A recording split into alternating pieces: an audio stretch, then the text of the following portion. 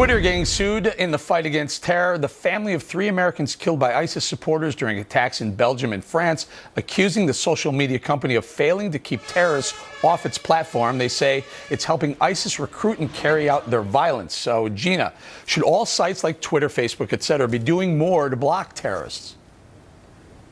100%. And they shouldn't be verifying organizations on Twitter like ISIS. Let's not forget, they're the ones who started this moral high ground back when the Tea Party was using some of these social media as a platform. That's when they decided to decide what was moral, what was immoral, what was hate speech, what was bullying. And now I think they need to stand by that, and they need to make sure that terror isn't proliferating on their platforms. Now, yes. Rachel, your thoughts on this? This is a tricky one because, you know, the free speech argument looms large in this.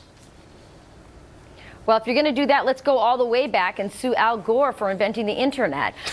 Listen, the real people behind this, the real culprits and the people they should be looking at and potentially even suing if they want to do that, is Barack Obama and Hillary Clinton. They're the ones responsible for the metastasization of ISIS, their growth, and the carnage that we saw in Orlando and in Germany and Belgium, where these victims' families are so upset. That is the real problem. And listen, we can't go off and sue Twitter. I mean, this is going to stifle innovation. That's not the culprit. The culprit is the policy, the JV policy on ISIS that allowed them to grow and fester and incite and inspire more terrorists. I was going to go to Mercy, but I want to go to Juan after that. The comment about the Obamas being partly responsible. Your thoughts, Juan? Well, Rachel, I appreciate your point. I mean, you have a policy argument. It's a very serious argument, but I think you and I would agree that no court would say you should sue the president of the United States because his policy is in dispute, or somebody might say it. I was joking. That's what I took it. That's what I took it to mean.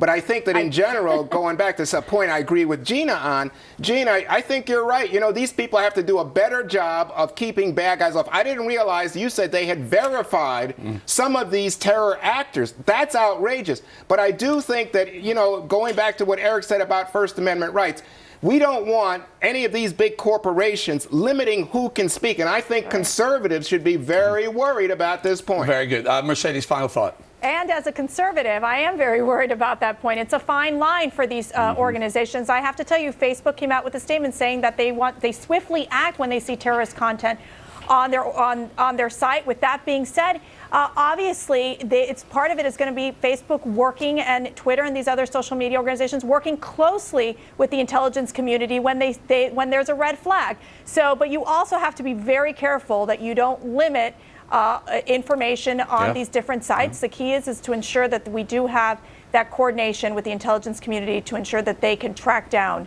these ISIS terrorists. Very good. Got to leave it right there. Coming up, a painting portraying police